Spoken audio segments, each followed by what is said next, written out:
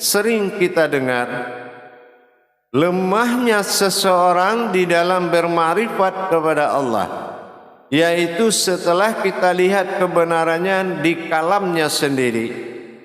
Kalau hadis jatuh ke riwayat sebuah nabi dan sabda jatuh kepada arasnya sebuah rasul, tapi kalau kalam adalah amanah yang mewakili Allah di dalam mengkalamkan, yaitu dikatakan dengan dalil.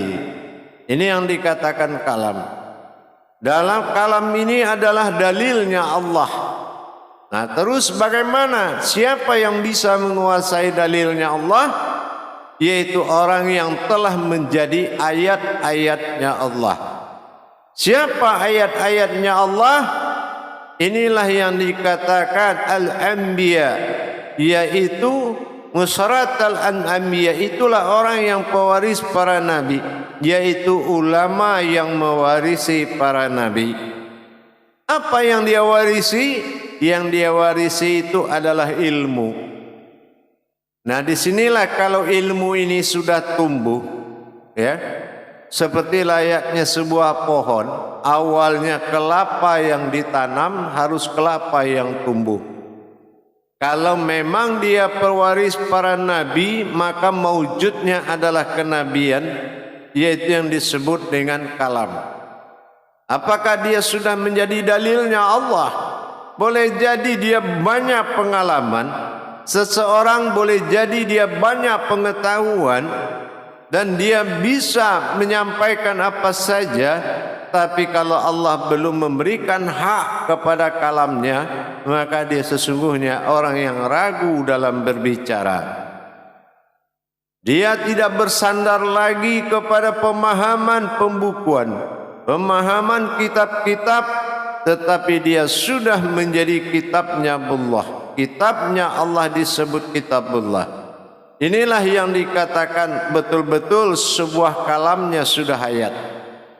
Kalau kalamnya sudah hayat, insya Allah semua menjadi nuzul Quran. Dirinya tempat nuzulnya Qurannya Allah. Tetapi kalau dia masih merasakan Al-Quran itu sebuah kitab, belum bisa dinuzul ke dalam dirinya, maka sesungguhnya adalah dia orang yang ragu-ragu di dalam berkalam kepada Allah. Berkalam kepada Allah ini didasari juga dengan hayatnya kauni pada batin dia. Kauni ini adalah sudah hidupnya bahasa batin diri dia kepada Allah. Kalau batin dia belum bisa berbicara dengan Allah, maka dikatakan kauninya belum hayat. Kalau kauninya belum hayat, dia tidak akan menjadi mutakalimun atau bahasa isyarat. Tapi kalau sudah masa isyaratnya keluar, kauninya bagus, maka kalamnya akan melahirkan sebuah aras, itulah suara.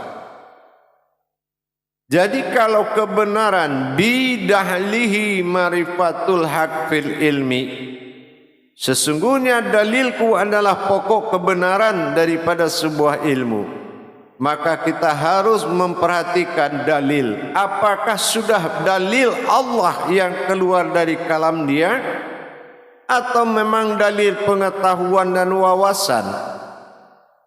Banyak yang mampu menceritakan Allah, tetapi tidak banyak yang mampu mengajak umat berdekat dengan Allah.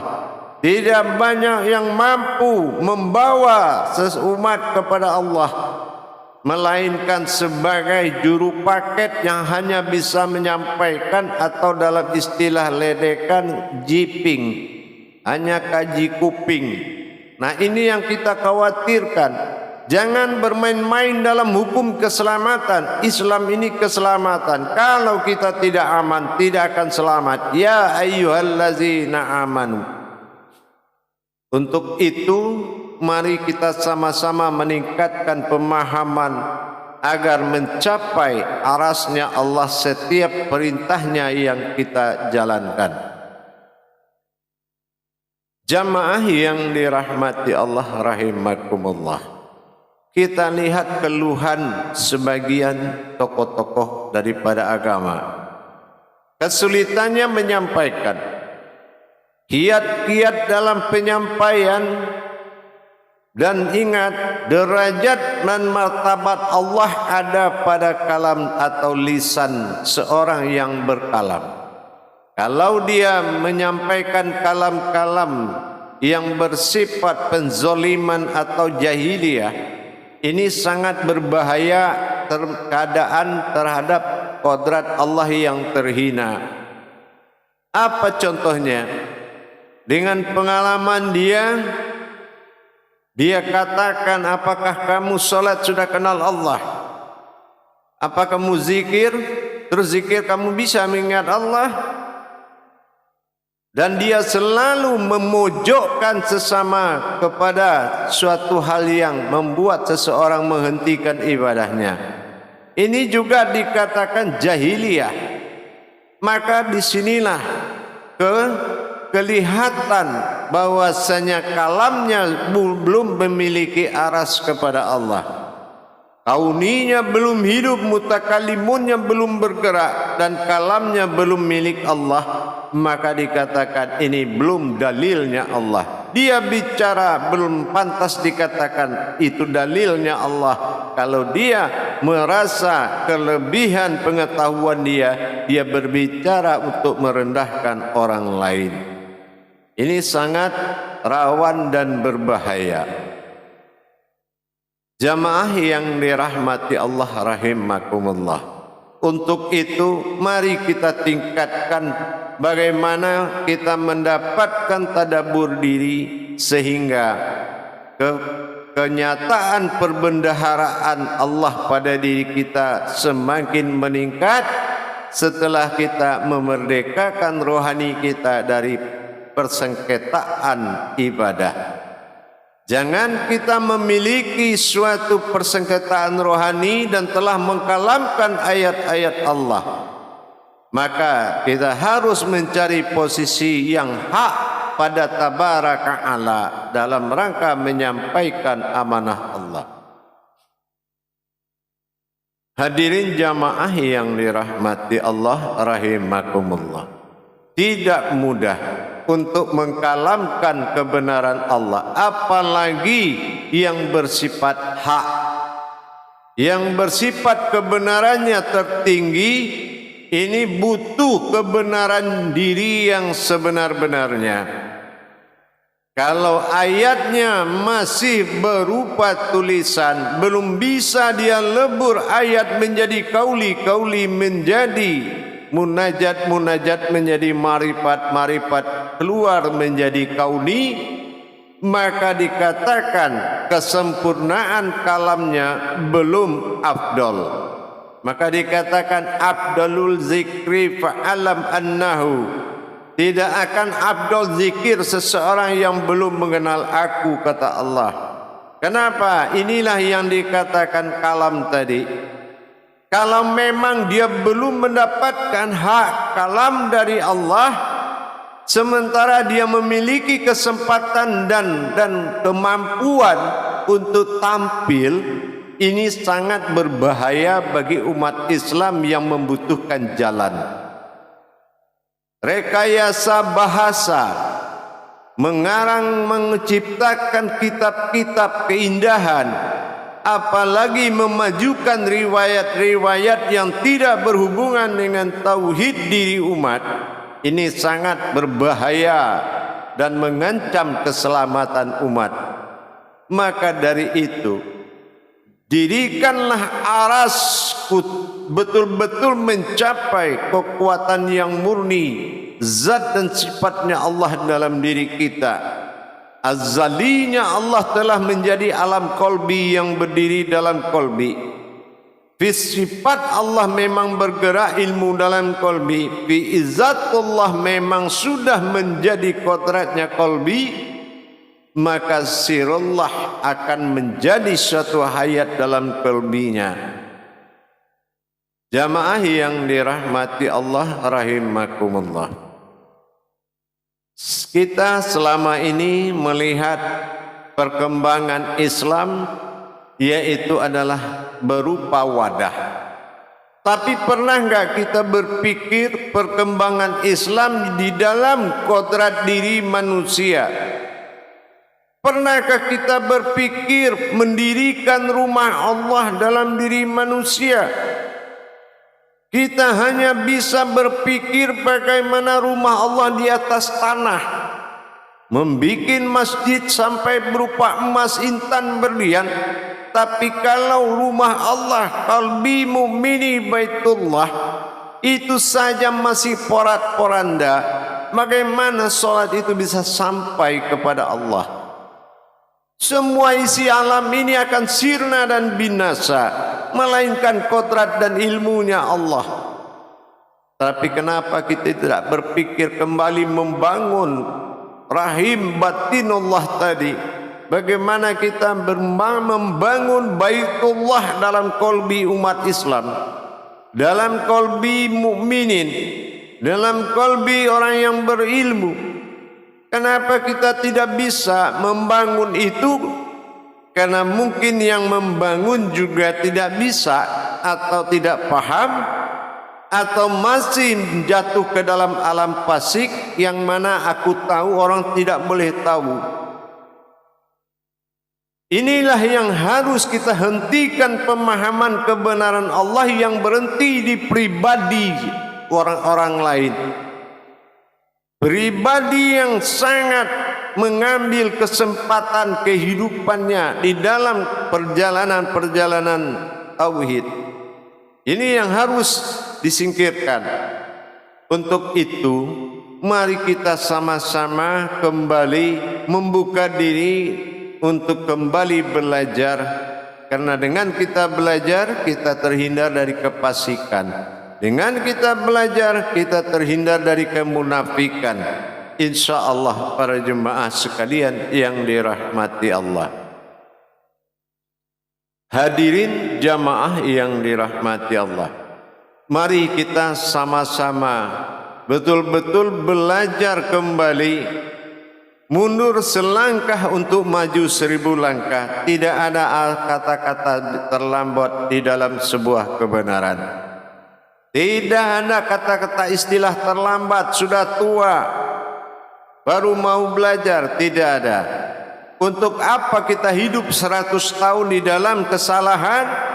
Lebih mulia hidup 1 hari dalam kebenaran daripada hidup 100 tahun dalam kesalahan.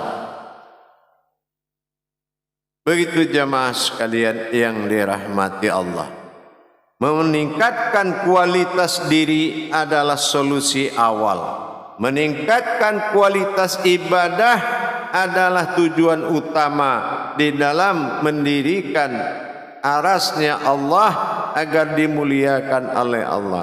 Kita lihat sekarang banyak pemahaman-pemahaman yang membuat syiar Allah ini terganggu oleh golongan-golongan. Setan tidak hanya di luar Islam, setan itu justru di dalam Islam. Dan setan banyak punya pengalaman dalam Islam. Jadi kita jangan sekali-kali tanggung-tanggung dalam belajar, karena kamu bisa diambil alih oleh setan dalam pengendalian ibadahmu.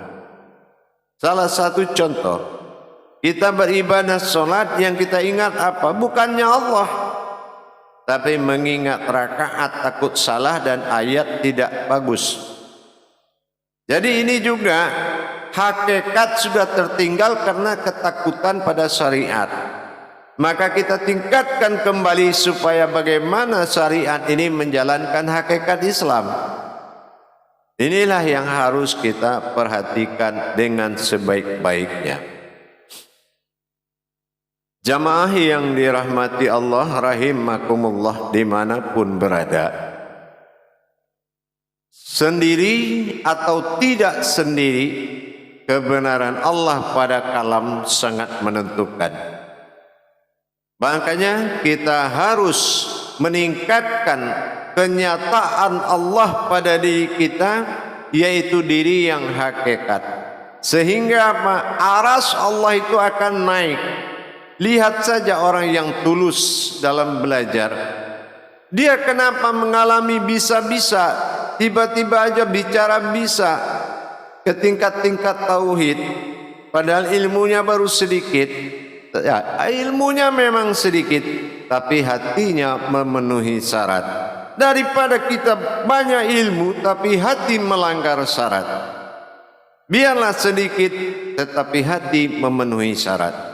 Inilah di jalan Allah keajaiban itu sangat tinggi.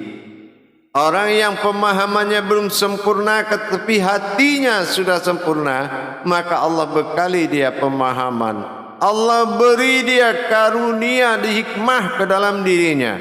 Perhatikan Al-Baqarah ayat 269. Tapi kalau umpamanya kita mencari pemahaman sendiri tanpa kita berpikir kebenaran pemahaman tersebut, maka Allah mengkhawatirkan dia beribadah karena ditakut-takuti oleh setan. Setan bangunkan tengah malam, setan ajak beribadah zikir, setan ajak berwudu, setan ajak beristighfar. Terus setelah lengkap semua, baru setan ajarkan apa yang akan diibadahkan, yaitu meminta rezeki saja.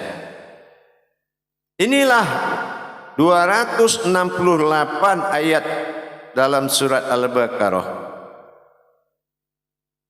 Ayat ke-268 sangat Allah mengkhawatirkan kalau seseorang itu beribadah karena ditakut-takuti oleh syaitan. Maka untuk itu, mari kita bangun aras-aras Allah dalam diri kita sehingga mengkalamkan kajian itu sesuai dengan tataan tauhid yang benar. Karena tidak ada yang bisa di mata Allah, tetapi seseorang akan bisa kalau dia sudah memenuhi syarat hatinya bertuhan kepada Allah. Untuk itu jamaah sekalian yang dirahmati Allah, mari kita benar-benar fastabiqul khairat, benar-benar kita berlomba dalam kebaikan mencapai kebenaran Allah hingga semuanya terjadi karena Allah Subhanahu wa taala. Tapi kalau kita masih mencari tuntunan buku-buku di toko-toko Gramedia semua, terbitnya pemahaman-pemahaman orang-orang yang dahulu-dahulu, terbitnya pemahaman-pemahaman istilah-istilah di luar negeri, terbitnya pemahaman sekolah-sekolah tinggi di luar negeri, tapi tidak satupun yang pemahaman Allah yang disiratkan di dalam Al-Quran dia suratkan berupa kalam. Dia tidak mampu mentadabbur Quran, malah kabur ke kitab-kitab riwayat lain.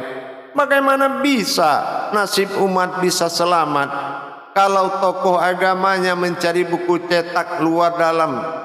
Inilah yang kita khawatirkan. Belum al-haq diri dia, belum fi sifat nur dia, belum fi zat jasad dia, belum sir qalbi dia, belum wujud batin hayatnya Allah. Bagaimana nasib umat di belakang sana? Untuk itu mari kita selamat dan menyelamatkan diri. Alaihissalam sallallahu alaihi wasallam insyaallah sama-sama kita berjuang dan saling berbagi riwayat dan berbagi pemahaman, bekerja sama fastabiqul khairat. Mudah-mudahan diijabah niat baik kita oleh Allah. Makanya kita lihat, untuk mengkalamkan sebuah ilmu tidak semudah apa yang dipikirkan, tetapi butuh kebenaran kodrat ilmu dengan nyata di dalam diri kita. InsyaAllah para hadirin dan jamaah sekalian dimanapun berada, mari kita cari kenyataan dan kita dirikan kenyataan Allah. Al-bayyinatun, bagaimana kita mendapatkan kebenaran Allah agar sempurnalah apa yang kita sampaikan. Digerakkan ayat suci itu oleh kalbi, dikeluarkan oleh kalbi, digerakkan oleh jantung, disuarakan oleh mulut, tetapi bukan atas nama kodrat siapapun, melainkan tajalli yang benar. Untuk itu para hadirin sekalian, perbendaharaan Allah ini menentukan fungsimu ke tengah umat. Kalau fungsi perbendaharaan Allah ini masih minus di dalam diri kita, maka kita harus kembali belajar, memperdalam wawasan dan ilmu-ilmu hakikat daripada amal dan ibadah ini, supaya kita mudah mencapai jamaah dalam memimpin keselamatan menuju Allah Subhanahu wa taala. Jangan kita minus atau fakir di dalam berayat kepada Allah, tapi haruslah kita benar-benar sami'na wa ta'na dalam belajar. Carilah segera mursyid dirimu, amankan dirimu dan keluargamu, tentunya dengan berimam kepada mursyid, insyaallah. Maka tingkatkan kualitas dirimu untuk menuju kebenaran kualitas ibadah.